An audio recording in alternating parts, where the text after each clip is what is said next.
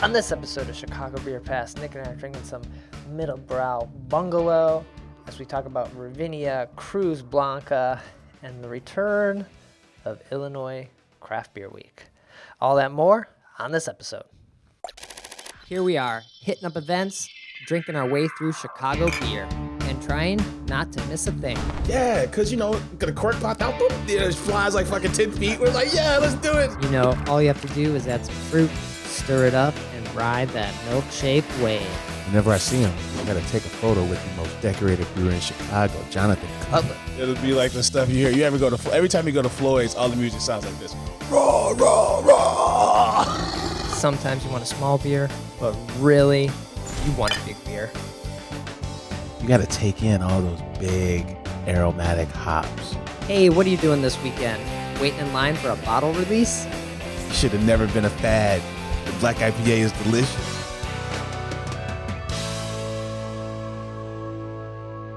Hey, and welcome to Chicago Beer Pass. I'm Brad Chmielewski. Brad, what's up, man? I'm Nik White. And we're not drinking Ravinia this time. No, but we're going to talk about it again. We've been there twice in the last, feels like 5 days. Yeah. Yeah. But no, this week we're drinking some Middle Brow. Their Bungalow. Classic Chicago-style home, the Bungalow. Yeah, it's a bright American lager. It is to the point and on par with what we've been drinking lately. That's been the trend on Beer Pass. Yeah, lagers. I just want summer here. Like last weekend was so nice, or the other weekend whenever this episode goes up. I just want that summer outdoor beach park drinking, and this gives it to me. The softest whisper of South Hemisphere hops. Drink when you want a beer. We should start doing ads, man. I feel like I nailed that. Middle Brow. I almost never pick up Middle Brow, but I saw this. I like the name of it. I kind of like the bad picture design of it. It just spoke to me. No, I hear you. Yeah, I'm into it. Yeah. Not a capital word to be found on this can. Everything's in lowercase letters. Because it's soft, Nick. It's soft. It's bringing some joy right now. I like it. Yeah, and then what's funny is I picked this up, and you almost went to Middle Brow, and I didn't even know that. I was at it was unusually nice out for the Cruz Blanca day, and then the next day I'm like, it's the same 50 degrees. I'm like, 50 degrees is my perception of 50 is different because I thought it would be too cold, but no. So I'm at Parsons, and oh shit, Middle Brow is like 2 doors down. Yeah, basically 3 doors down. Then I didn't go. That's the end of my story. Sorry, that's usually our. I would have went there, but I didn't. I had the Negroni on the patio at Parsons. A slushy Yeah. Negroni, nice. I had the slushy Negroni, and then the lady offered up something. The waitress. This is a kind of earthy tequila thing. So I'm 2 cocktails deep, and I'm like, listen, I'm gonna get nothing done if I don't get out of here. Okay, that's good. Yeah. But you did make it to Cruz Blanca then? Yeah, man, for Cinco de Mayo. Oh, yeah, all right. I'm sure it was busy that day. Oh, dude, and they're doing it right down at Randolph Street because the street's blocked off again. So it feels like a normal packed capacity just because there's so many folks, even though everyone's 6 feet. Sort of, whatever. Ish. Pretend, yeah. 6 feet, There's a distance. So did you have a table beer? Beer de gar? Did not have a beer de gar. Okay. What'd you end up drinking at Cruz Blanca? The 5-year anniversary beer is an horchata golden ale. Oh, that sounds good. It looks just like a golden ale. Okay, because longtime Beer Pass listeners will know we love that horchata. From Blue Moon. That's right. That was Blue Moon, so that was hazy. This was a good looking beer, Brad. Fantastic looking beer. Tasted even better. I had that. Is it clear like this, like golden like this? Yeah, it was bizarre, but it had so much flavor. Did it taste like horchata? Yeah, I'm like, how are you doing this? Because it tastes every bit as creamy as a wheat ale, creamy like the dessert, but it didn't look like that at all. Interesting. Yeah. I was telling you this, my nachos sucked really bad. I didn't like those. but the grapefruit Paloma Saison, Okay, that was good. that was money. I'm like, yeah, this is a brewery, and they're making good beer. And Yeah. I had the Nashville hot chicken taco. They were probably like $7 each. Nashville hot taco at Cruz Blanca. That doesn't sound like the correct. That doesn't sound authentic. It's a limited edition, an LE, okay, and yeah, they didn't use the thigh. This was clearly like a chicken breast. I think the thigh as a sandwich is traditionally the sandwich. So it was just their spin on a Nashville hot. That was really good too. Okay. I mean, we get them a lot of shit, but they make good beer. They make good tacos. I mean, what else do you want? They're a taqueria brewery.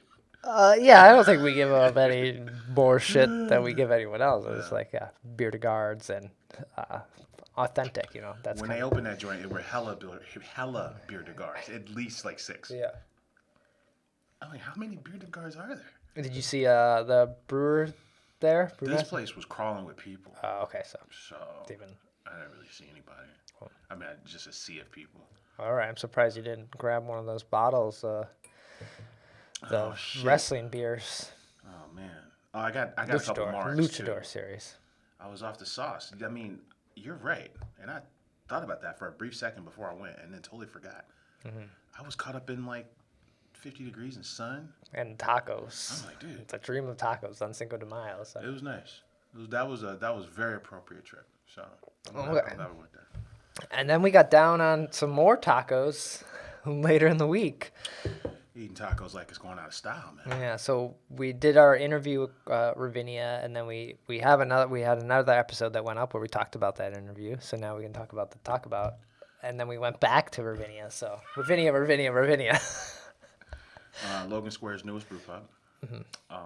Open today as we're recording this on May 7th. Now I had the porter yesterday when we went. Okay, yeah. Yeah, and I think we both got the Diversity Station. It was like a welcome beer. yeah. And then we got pills. Oh, we got the Slow pour pills. Czech style. That's right. And then we got busy. We got busy on all the tacos, man. I had what did I have? I had the Gringo, which is a hard shell taco. I had the chicken tikka, and I'm blanking on the other one. And I had two of them. Carnitas. I had 2 of those, yeah. One of the guys, it was either Chris or Jeff, he's like, you got to get the coconut shrimp taco. And then off top, coconut shrimp taco isn't the first thing you would grab, right. Just on any list. But he's like, yeah, I think that's the best one. But by this time, we were 6 tacos deep.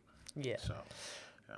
But you went veggie tacos. You got mushroom mole. I got the mole, and then I got the El Pastor, the vegan El Pastor. Nice. Okay. So I was just surprised. I was telling him I was surprised at how much flavor the vegan El Pastor is.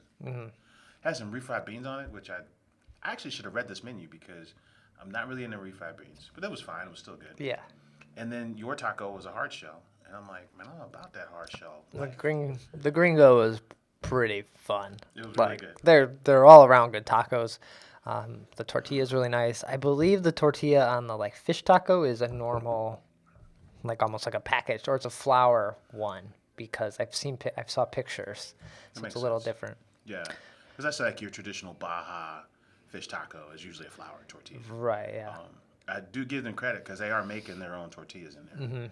So, which is we need more of that. I can go pick up some El Milagro taco shells and make tacos at the house. I'm coming here because I want the house-made taco. Yeah, that's what I want, man. That's like going to I'd rather go to a pasta or an Italian restaurant where they make the pasta. I can open the package of pasta and put sauce on. Come on. Exactly. But yeah, congratulations to them opening. They're gonna be open for brunch on the weekends, and then just trying to figure it out. Yeah. There's not much more we can say that we didn't already beat to the ground now. Yeah, I think you said it all when you said it. I think Santa Run's brewing there. I don't know if we touched on that. Oh, they are? Yeah. Okay. But yeah, that's about it. 20 barrel system and 20 barrel fermenters. And then they got a handful of 40 barrel fermenters. Yeah. So, pay a little bit up front, but own your whole supply chain. That's the play there. And have some cool one-off stuff. Yeah. So, the beer's good, I tell you that. It is tasty and nice, easy drinking beers at Diversity Station, the Pilsner. Yeah, it's good stuff. That's a good hang. That spot has just got good vibes. Yeah. I think that was all of our stops. I didn't make it anywhere else this past week. But we were at Ravinia and we were talking about this news that broke. Half Acre has sold their Lincoln brew pub / brewery, tap room, whatever space to Hop Butcher. That's wild. For the world. Probably the number one people's choice for IPAs in Half Acre has sold their brewery to might be the number 2 choice. Above phase for Hop 3? Breeze. I think so. I give Hop Butcher the edge. Okay. I've had some phase 3 beers that were cool, but I was like, I don't know about this here. Okay. Yeah. The Hop Butcher's, phase 3 is a little more well-rounded, though. Killer stouts, barrel-aged stouts, adjunct stouts, probably Peerless, really, but the adjunct stouts. We had that chocolate Hop Butcher beer. That was pretty tasty, didn't we? Oh, that's right. So, what was was that Fat Bear? Maybe. I don't know. But so they have they got a good lineup. They're doing other things. I've had an Italian Pilsner from Hop Butcher that I like. Okay. I think the story here might be that location, right? 2008, and you rewind to Chicago 2008, and Metro was open.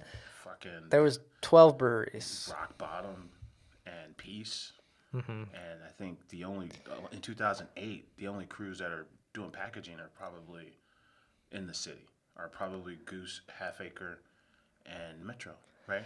And Metro might be 09. Metro may not have been doing package at that time. That's tough to say. And So in 08, you're talking maybe Goose and Half Acre. I'm trying to think of who else in the city. well, the 10 breweries because we did the bike ride. I don't know if did Finch come 09? Yes. They might have been 09. So then it was Hamburger Mary's, Oh shit. Andersonville. Hello. Goose Wrigley. I'm doing our bike thing because we did a bike ride. Goose Wrigley. Then we went to Rock Bottom. Then you go to Goose Fullerton, or no, you go Goose Clybourne. I think you skip Fulton because it was just a production brewery. Peace, Moonshine. I've had some fun at Moonshine, man. And then Metro and Half Acre. I think Emmets was on there, right? No, because we couldn't bike to Emmett's. Okay. I'm missing a couple here. Why am I missing a couple? I definitely wasn't on a bike. Nothing. I didn't bike to anything. Yeah, but so it was a pretty small list, and yeah, Half Acre was probably the one doing production package goods at that time. Yeah. No one else we saw anything from at that point. So a couple things. Well, Avery Swanson was doing her thing out of there. She was doing these wild ales, and the story on Avery Swanson she was from Austin, Jester King. She's from Jester King, and they were kind of saying how they kind of consulted her a little bit when it was time for them to go make that Lincoln facility dedicated to the Wild Cove. Okay. They kind of consulted Avery for that. Oh, neat. Okay. So, but she was brewing out of Lincoln. Do you think they kill those Wild Cove beers now? And that's another thing. I would go to Lincoln all the time and pick up those Wild Cove beers. They were these bizarre colors and clear bottles, wacky artwork like everything, but then like really cool for like breakfast.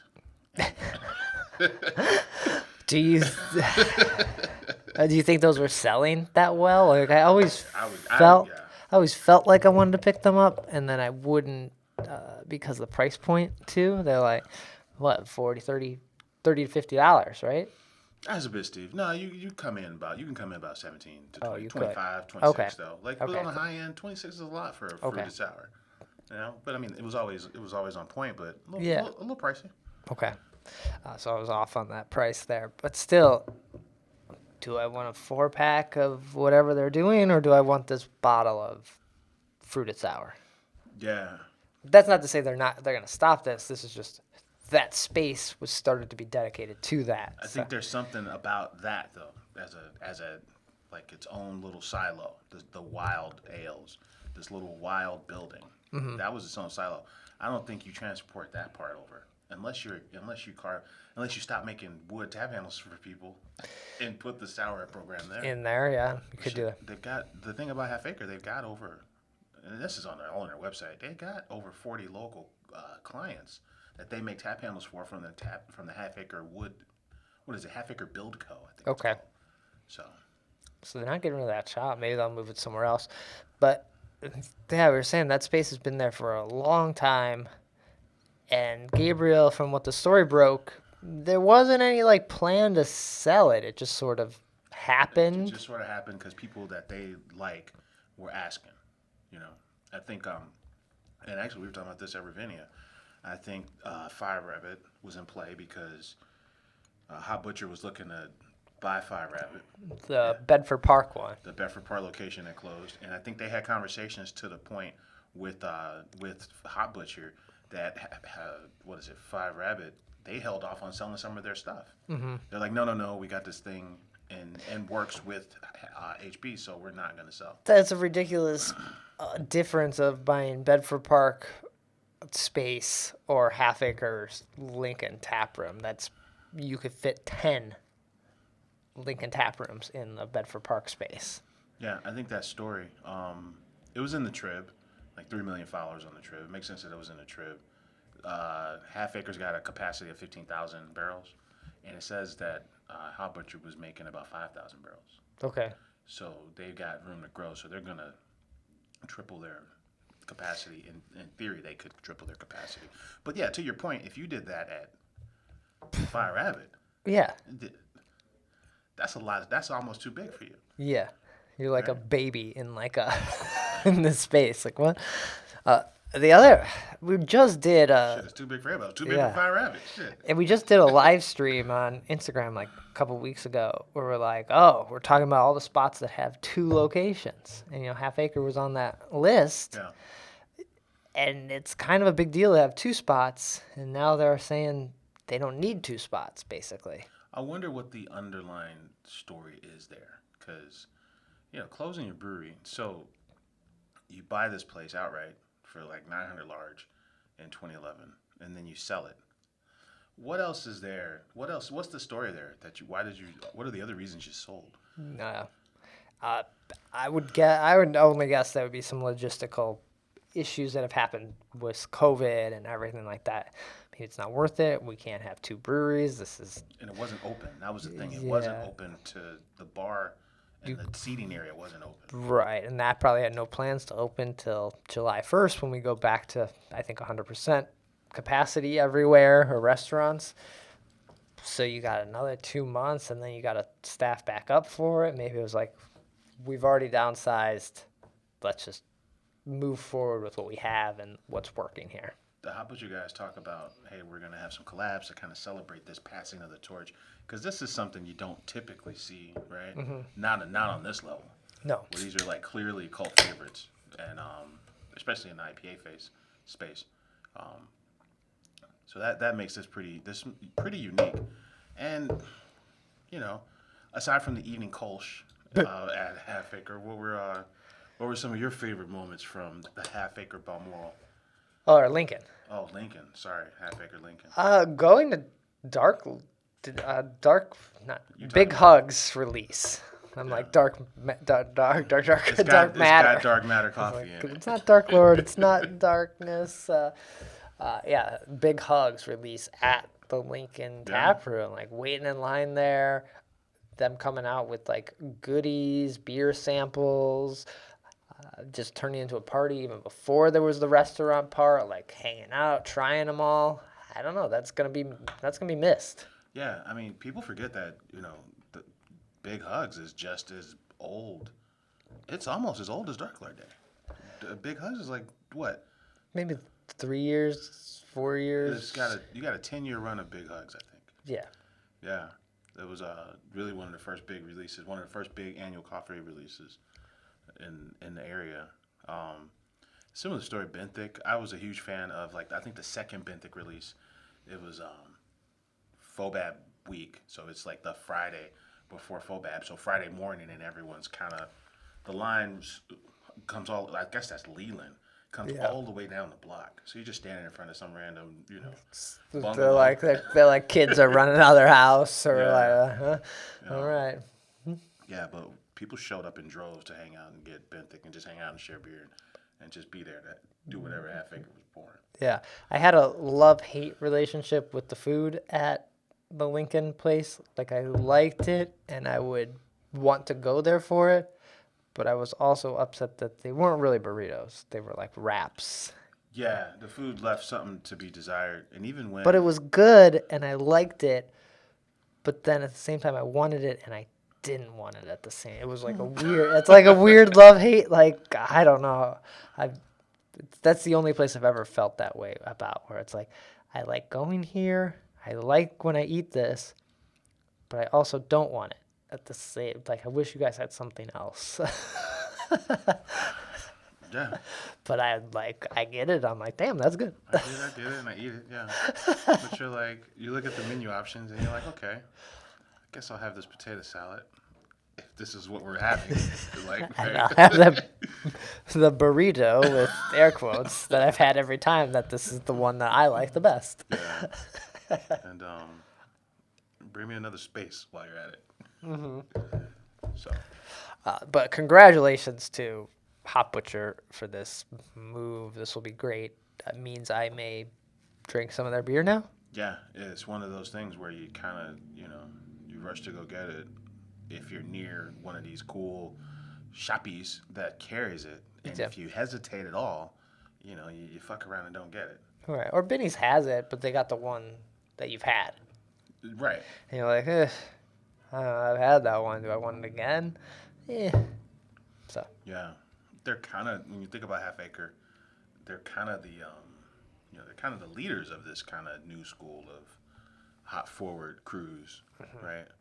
That just kind of experiment all day long, 3-4 times a week with new hoppy beers. Yeah. Half Acre, that all kind of started with Half Acre, 16-ounce beers and 4-pack cans locally, and kind of caught fire when Half Acre started. Half Acre did it, yeah. So. It's cool that it's going out this way. I did appreciate the little piece of kind of, wanting to have some sort of tradition there with like, hey, we like these dudes. That's part of the reason we sold it. And then like this location's in good hands because we're selling it to people that make good beer. But then that brewing system, it was at Uinita at one point, and it was at Scott at one point. Oh, that's right. So now Half Acre, and now Hop Butcher. So this kind of unexpected like tradition, this thing, that the piece about tradition and passing something down is a piece of the story I didn't really think I would be into as much as I am too. So that's a good point. Yeah. Oh, cool. So hopefully we learn more about that moving forward. The other bit of news I saw this week, or actually today, Illinois Craft Beer Week is back. Is that a fact? Yeah. So actually, American Craft Beer Week, or is it Craft Beer Month now? Yeah. Kicks off the May 10th. So Monday, May 10th. And so Illinois Craft Beer Week, I forget when it starts now, but it's happening. And it's going to be virtual again. No bug. Oh, okay. That's what you're saying. When you said it, I thought you meant there's going to be a party. Yeah, no bug. Here's what they're doing. They're going to promote people going to breweries. Okay.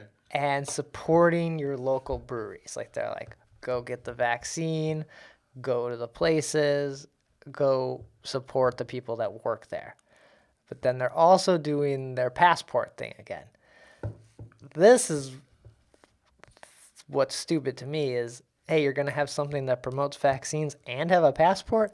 Those two words are very poorly put together for people who are screaming about vaccine passports. And so you're like, get your vaccine, and then we'll have this passport for your beer check-ins. I did see there's other towns, other guilds that are putting together get the shot and get a free beer campaigns. Yeah. So this is kind of following in those footsteps. Right. That's fine. I like the idea. I just think that adding the passport thing is a poor use of the words at the moment. Oh, because folks, what? Because you don't want folks to leave the country. Well, no, there's a lot of people that are saying that you're gonna need a vaccine passport to be able to do things. You're gonna have to carry around papers. Oh shit! Is that coming? There's rumors or talks or. It's going from strongly suggested get the vax to the vax you got to get a third shot to you got to get it all over again in 6 months, maybe a year, to vax only sections at baseball games. I did see that. Now you're gonna have to show passports that you got the vax. This is probably this is happening. There's whispers that some of these bars opening are not letting you come back if you're not vaxxed. Right, and there are. I don't know if that's legal, bro. I've talked to people. There are some states or areas that have people are selling fake vaccine cards because there are things you apparently for traveling or some sort of possibly the baseball game like sections or whatever you need to show your vaccine card. I've never been asked for my vaccine card. I go to places. No one gives a fuck. I don't know who's buying these fake vaccine cards because that's the stupidest thing I've ever heard of. Only until it's the VIP section at the club is vax only. I guess, but I got mine. What I gotta show you this thing like that? There's lots of fake ones. This is real stupid. How are we gonna know? So that's my only the Illinois craft beer thing happening. Whoever put that together and didn't realize that you needed to call your passports something else, that was a poor decision. I'm all for people getting the vaccine, promoting going to places, supporting these breweries. You should have been doing it last year too. Yep. But so now that you can only go if you get the vaccine. I don't know all the verbiage they're using, but basically it's support it's rough out here, your places, which is it feels like I don't even know if they were doing anything or doing live streams or whatever, but it feels like a waste of an event. Oh, hey, it's Illinois Craft Beer Week. Go to breweries. Cool. That's what we do all the time. I'm with you there. It kind of dovetails into the argument that, when it at its popularity peak, you should have maybe moved it to a month that was a little colder because when the world was open, February and March, these restaurants and breweries really need you. Yeah. So have the craft beer week that week. I feel like it could be just better, for lack of a better term, right? It could just be better. We brought up there was a guy at Ravinia last night from the East Coast, and he was asking about crawlers and growlers. Illinois Craft Beer Week should be like, hey, you got all these growlers in your cabinets. All right, the breweries are going to fill them up for, I don't know, $5 off or $2 off. I got 5 of these goddamn glass And growlers. then, you know what? We're supporting reusing containers rather than more beer packaging. The breweries can just crank out basically beer in the kegs or whatever and fill up these growlers. That's actually a really good idea. That would have been way smarter, promote conserving resources there. Recycling your glass growlers. Yeah. By filling them and buying beer for a special week price. Yeah. That's better than just telling you, hey, Brad, just go to your local brewery. We were going any goddamn way. Well, go get the shot and go to the brewery. All right. Thanks for it's telling me make sure you eat today. Yeah, I was gonna eat. I don't know. Where would I be without you telling me to go eat? Yeah. Where would I have been? Thanks. So, yeah, It's we're basically not gonna get invited to guild events now. But there's some truth in this, though. Guild does a lot of good work. They really do. We just think that this could have been a little more thoughtful. There's nothing wrong with us saying that. This could have been a little more thoughtful. I thought the Friday night flights thing that the guild put on during the pandemic, that was well done. The pivot on Fobab, where they sent out these limited, 12 pack. And people liked how Oak Park Microbrew did it too. This one's a big miss. Actually, Illinois Craft Beer Week has been a big miss for a long time, but Yeah. we kind of let it slide because Bug and other events are. But it's pretty so fun. nice. Yeah. So. Yeah. And then we'll leave on another downer note here. Did you see what's coming back in a new can, in a new tall boy can? Oh yeah, everyone's favorite hibiscus ale, 5.4% from the Revolution. You know what? They're like, you want more? You need more. We're gonna put it in a 16-ounce can. The minute you say something about Rosa that you don't like, they're like, oh, what was that? You want more Rosa? Here you go. The new design looks nice. It does look very nice. Yeah. It's pretty. It is pretty. It's they flipped the colors because it was like pink on darker pink. Yeah, now it's like white on pink. Yeah. Which a little bit better. Big can. I've never once in my life said, you know what, I wish I had 2 Rosas. Like, goddamn, I should have got some more of these, man. I'm almost out. So, along with the guild's mistakes, this is a horrible mistake from just put out more session sours. Oh, dude. But that's what I gotta give the session sours credit. I gotta give Rosa credit because it was the building block for the session sours. The Rosa walked so that the session sours could run, man. But then what? Rosa's like, wait for me. I'm all grown up. I'm in a big can now. If it was me, Rosa would have went the way of, do they make a little crazy still?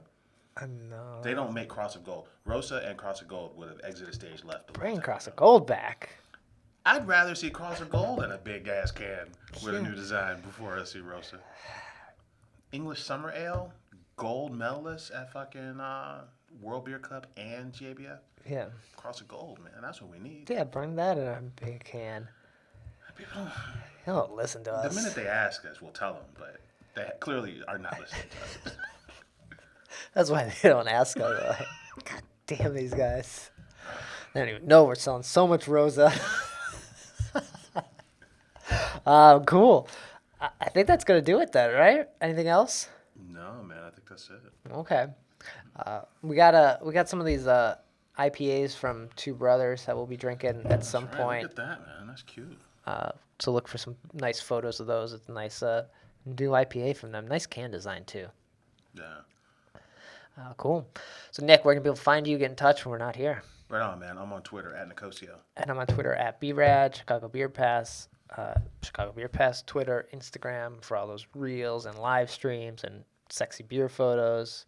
Nick's been getting after some non-Chicago beers, man, lately. Every day. Beer every day on our feed. It's cool. Nice. And we'll be back with another episode with Twisted Hippo. Oh, yeah. We're live on location with Twisted Hippo next week. That's going to be fun. All right. So look for that. Take care. Cheers.